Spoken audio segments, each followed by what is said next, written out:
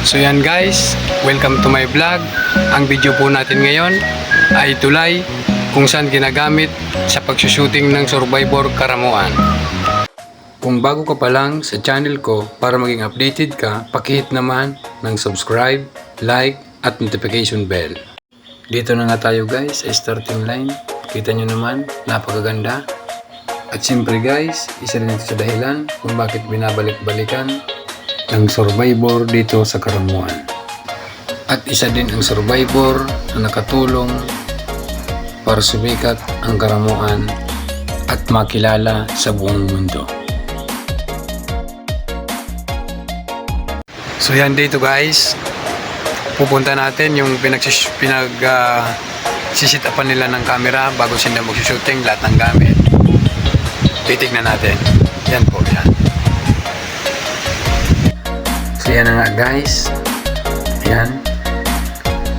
Medyo nasira na kasi siyempre pag walang gumagamit. Pero ayusin din naman nila yan pagbalik nila. So yan guys, kala mo, kung tignan mo, kahoy, ginawa lang nila yan. Props. Yan, ginawagan ko. So yan guys, dito sila nagsisitap ng mga gamit nila bago sila magsushoot. Dito nila iniipon lahat bago pumunta doon sa mga areang pagsushootingan nila.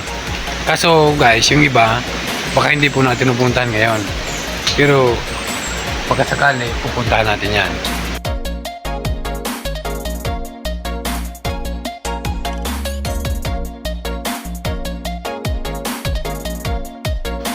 To be honest guys, habang ako naglalakad dito, nararamdaman ko ang simoy ng hangin, ang lamig ng temperatura, ang mga magagandang rock formation, mga huni ng mga ibong umaakit, malaparaisong lugar, mga yamang punong kahoy, at tubig.